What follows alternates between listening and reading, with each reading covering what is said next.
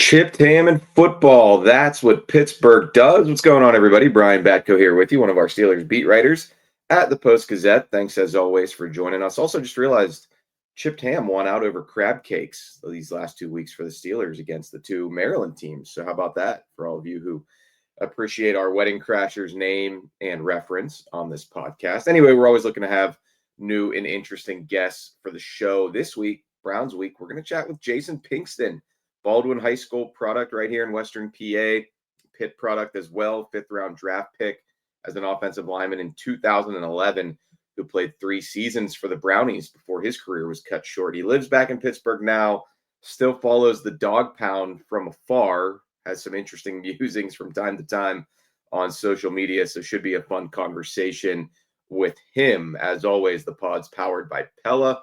No better place to get new windows and doors installed in your home than from Pella, who can help you save on your energy costs year-round. Schedule a free in-home consultation with your local Pella windows and doors to find the right product for your home and budget. Give them a call at 866-593-1560 to discuss your project further. That's 866-593-1560 to get started planning on your new windows and doors installation with Pella Windows and Doors of Pittsburgh. Okay, with that, let's get to Jason Pinkston on the other side to talk Steelers Browns.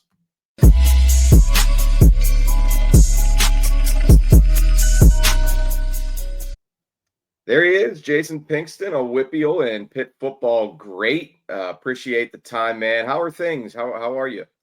I'm good, man. Just busy here coaching football at Central Catholic now and just coming off my first winning Whippeal championship, so all is well. Absolutely, yeah. And you're kind of a unicorn. You're a Pittsburgh guy through and through, but you ended up in Cleveland because that's just how the universe works sometimes. And you're still a loyal Browns alum. I know you still watch them and root for them. So I figured, why not have you on to talk some ball and talk some Browns on this Steelers week, right? Yeah, it's been a rough year rooting for them, but everyone always asks, like, how are you still a Browns fan? And it's just, when you get drafted there and it's a dream of yours to play in the NFL, and kind of your loyalty kind of switches over. So I'm with the brown and orange, and it's been a rough one for us. I respect that, though. A lot of their fans, whether they're former players or just people who grew up in Northeast Ohio, they're very loyal and they always turn out. I was going to ask you, I mean, with the Steelers coming there, I know your 3 seasons there were tough for the franchise, different head coaches, different GMs, the team struggled, but I feel like the fans really are some of the best in the NFL. And correct me if I'm wrong, but they always kind of get up for the Steelers coming to town. I'm still expecting a decent crowd Thursday night, or at least those who do show up will be pretty loud and into the game and wanting to spoil this 8-2 start for Pittsburgh. Absolutely. They have some of the most loyal fans around the NFL. And typically this has been our Super Bowl right. over the last couple of years. So it'll be a packed night. It's a Thursday night game. So, they'll be leaving the office early and in the Muni lots. It'll be a packed house. Should be an exciting one. That game, obviously the Steelers have the upper hand.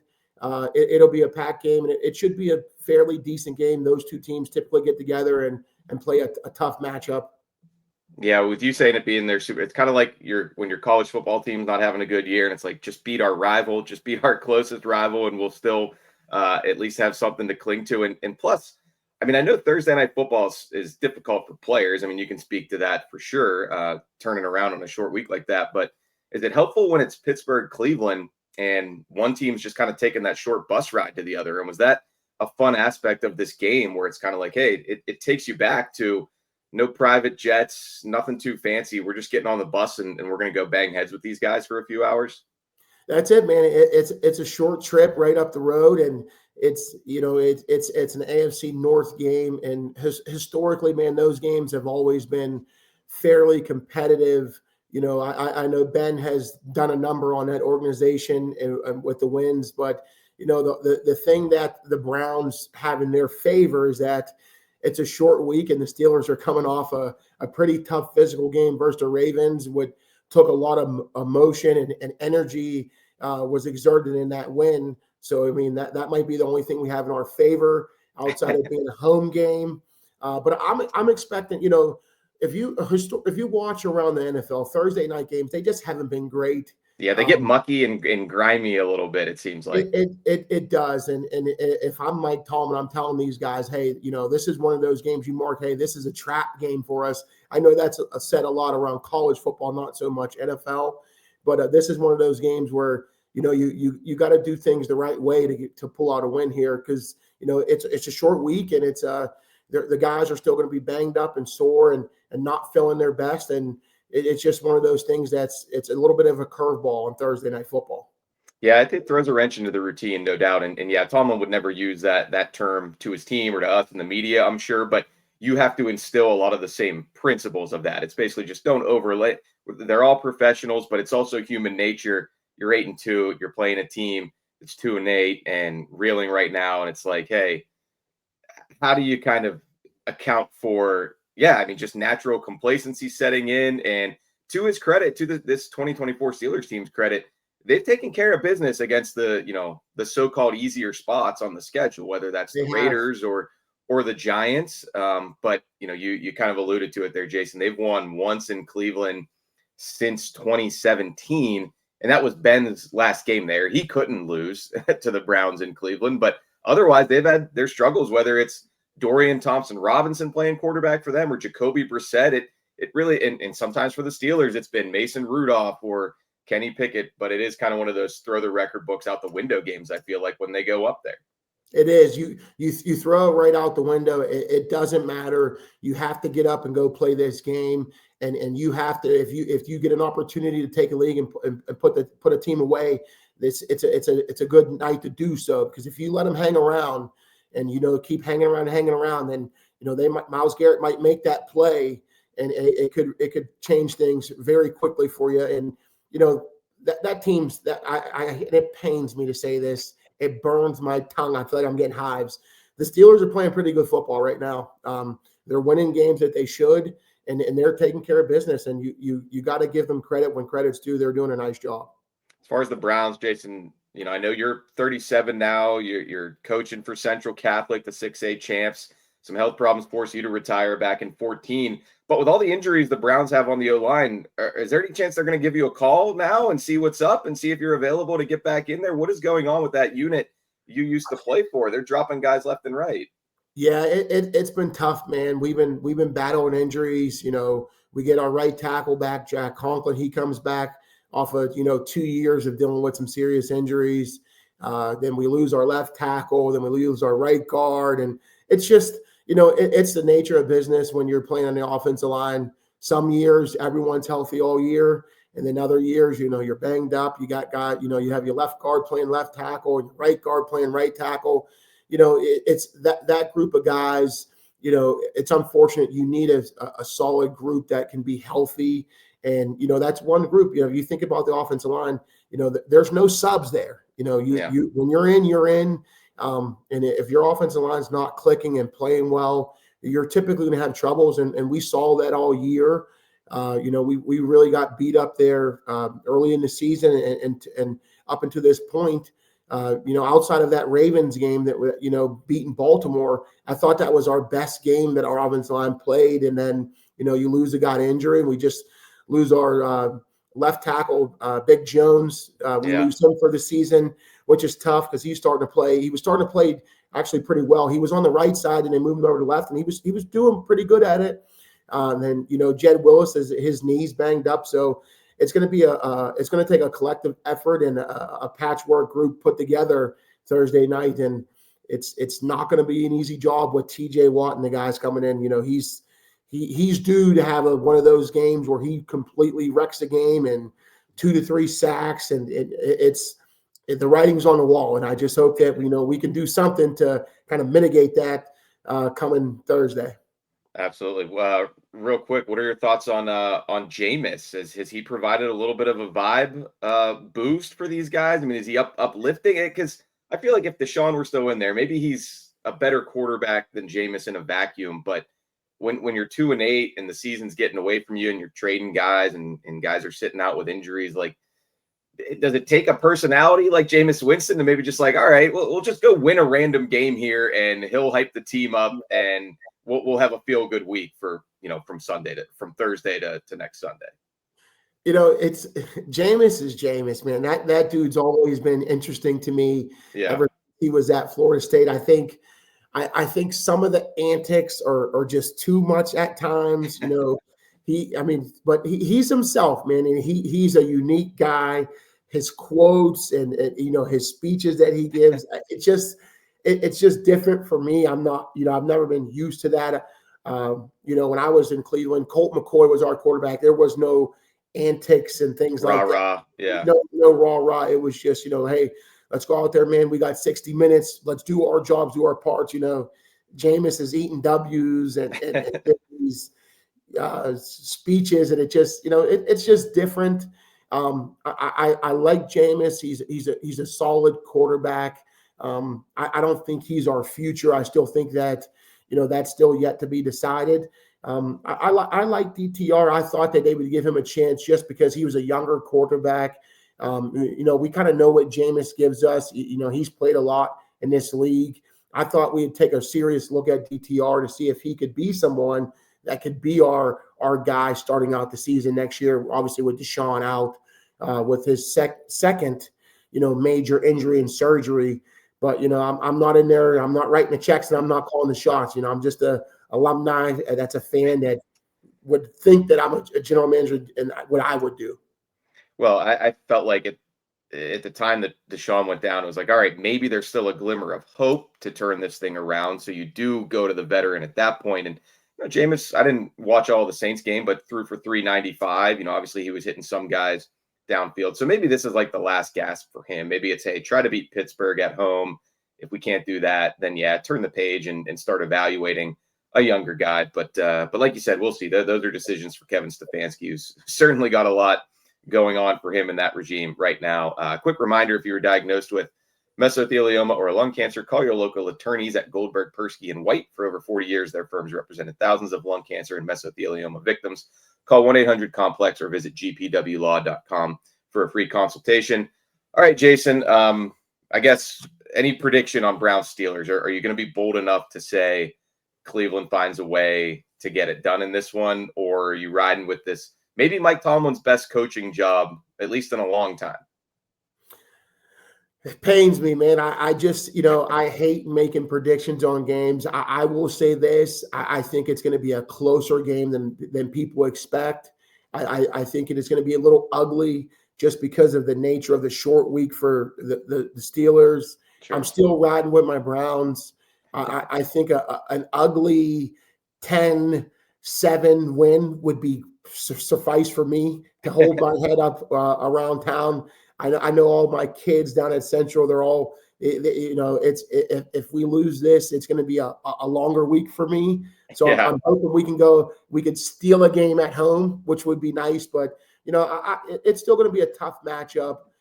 It's always great to see that rivalry and those guys going at it. You get two of the premier defensive ends in the NFL with TJ Watt and Myles Garrett going at it and trying to perform and show who's the better player. I just want to see I'm just hoping to see a good competitive football game from our guys and not let those guys go in there and just tie one on us. Yeah, I mean, if it comes down, if it's close, the Steelers have Chris Boswell, who 6 for 6 last week. The Browns are struggling with Dustin Hopkins as their kicker. And I want to pick your brain on this as kind of a larger NFL topic. As somebody who played, you've been in those locker rooms, you know how things are. A week ago, the Niners, they had Deebo Samuel blowing up on their kicker and their snapper on the sideline because they couldn't make a field goal.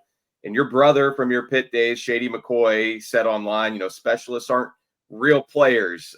Leave it to the real play. Is that a real take that a lot of guys had in the league? And how do you kind of reconcile that with somebody like Boswell, who's probably the Steelers MVP on Sunday, doing his job when it comes down to him?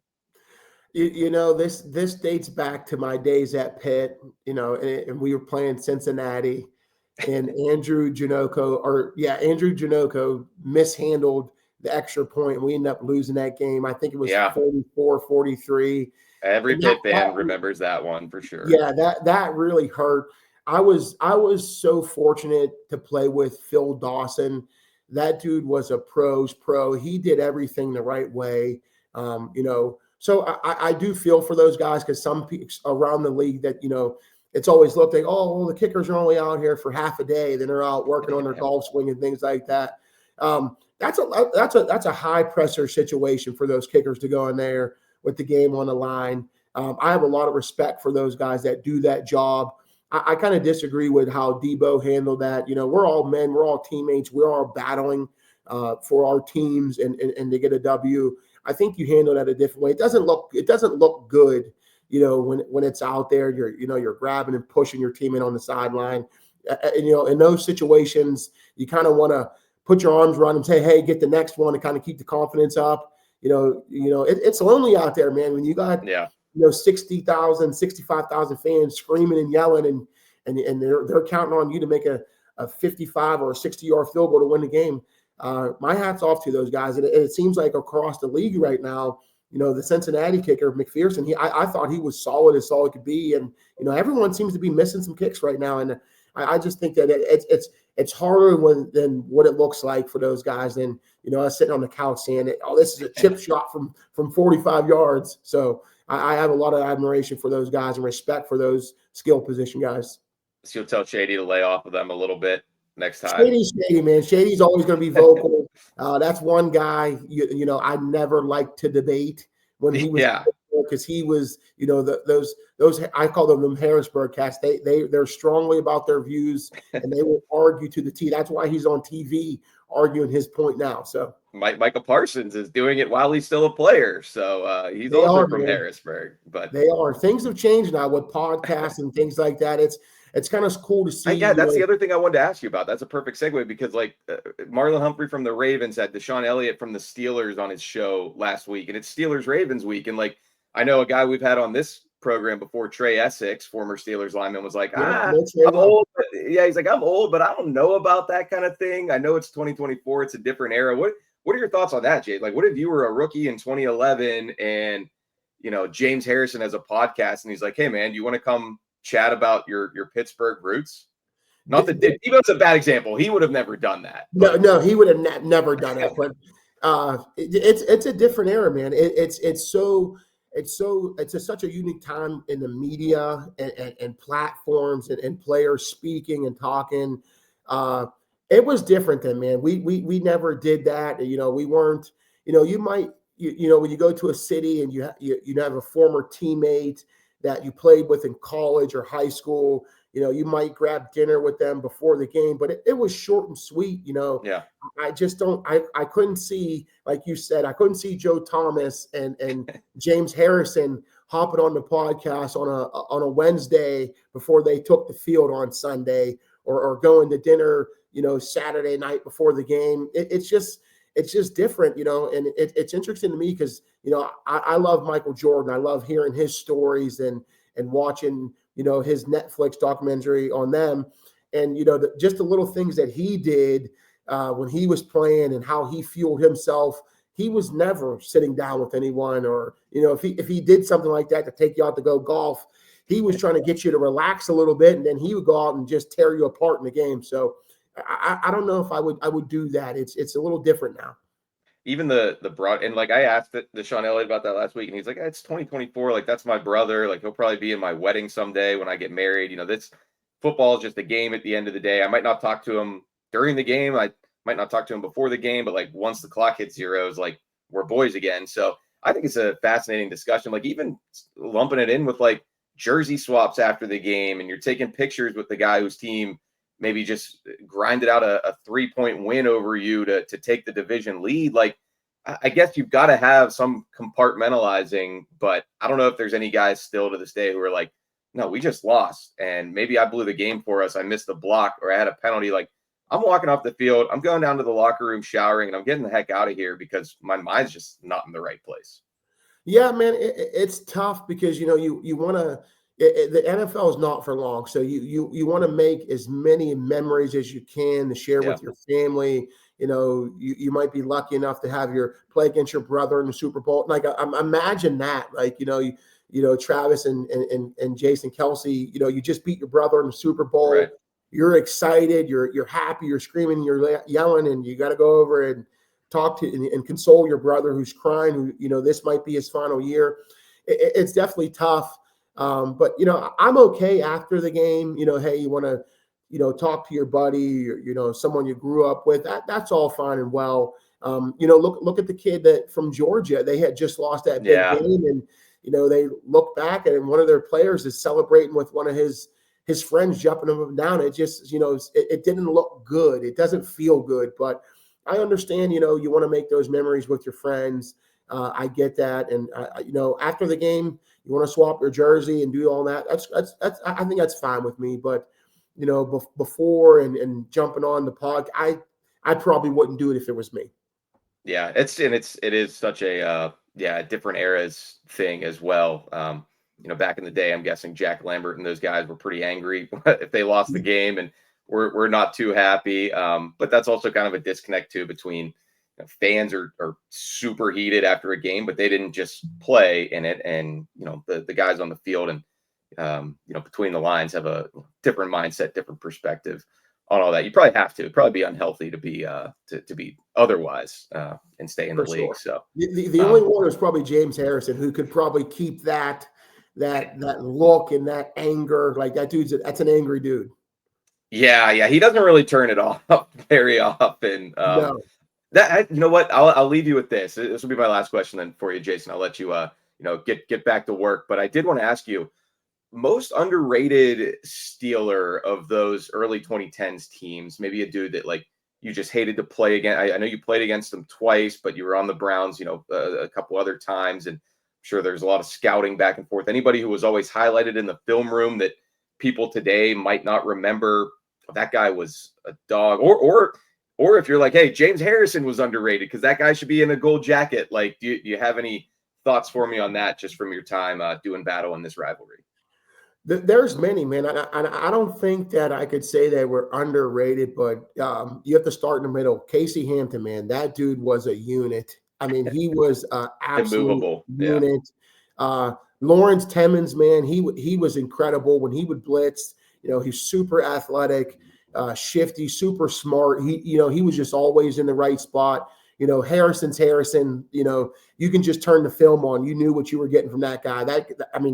If you think about a guy, man, Joe Thomas, he had the flu. It's my rookie year. He had the flu all week. So he didn't come out of the locker room, or to meetings and things like that, Saturday before the game. And he just didn't say, he didn't really talk at all. James Harrison brought it every single play. I mean, that dude is an absolute warrior. And from him to be where he's at and what he did for the Steelers, man, he definitely deserves a gold jacket. He might not have all the numbers, but if you just put the tape on and you watch a football player, I mean, he's one of the greats. Love Brett Kiesel, man. That guy was we had a couple good battles there. He's talking about hunting during the plays, and they had some true dogs, man, some true warriors on that football team. That defense it's always been special. Cam Hayward, always a great player, strong, physical in the run game. And he's still doing it now. And he's still doing it. Yeah, it's great. They got some good players there, man, and they're only seem to be getting better as they get a little bit older here. But they're tough. I mean, I don't think anyone's really, really underrated on that defense. If you're starting on the defense of a Pittsburgh Steeler, you're a pretty good football player. Yeah, I guess that's a good point though. Cam came in the same year as you, I think, and and he's going strong. I know he didn't play too much as a rookie, but yeah. Yeah, he's aging like a fine wine. He is. He's going strong. He was extremely physical and tough in that run game. And you know what? He's starting to rush the passer a little bit better than he ever has. I think he's getting like 10 sacks a year. I mean, for what savviness of it too. I mean, he always had the brute strength, but the older you get, even if you lose a step physically, like you're getting better mentally if you're doing it right. Yeah, his technique is flawless, man, and it's not. He's not beating you with a speed rush. He's bull rushing you, and he's going to a rip and arm over, and he's making nice plays. I'm happy for him. I always liked him. Cam was always a stand-up guy, just a great guy, a good guy that you want to represent your football team. And And that's a guy that you would want to retire a Steeler. I mean, he's just a phenomenal dude. Yeah, and a Pittsburgh native like yourself, and ring Walter Payton Man of the Year winner. So yeah, needs no endorsement from us for sure. All right, well, hey, thanks so much, Jason Pinkston, former Pitt and Browns offensive lineman, talking Steelers Browns with us this week. Best of luck the rest of the way in the state playoffs with Central Catholic, man. All right. Thank you, man. I appreciate you having me on. Go Browns. Yep, always good chatting with you, Jason. Take it easy, Jason man. Pinkston, I'm Brian Batko. You too, from the Pittsburgh Post. Thanks for joining us here on Chip Tam and Football. Talk to you next week. We'll have plenty more coverage this week from Cleveland, obviously, on Thursday night. Sorry, I tripped up for a second. It's no longer First Energy. It's not Brown Stadium, which it was for a year. It is, I'm drawing a blank. I saw it earlier this week. Let me look it up really quick while I filibuster. But yeah, plenty more coverage coming. I'm headed down to practice. Huntington Bank Field. I'm headed down to practice. Really the only significant practice of the week for the Steelers here on Tuesday. Chris Carter will be back with tomorrow's North Shore Drive podcast. And then, yes, game day on Thursday. Appreciate you joining us. Have a great rest of the week and enjoy the game Thursday night.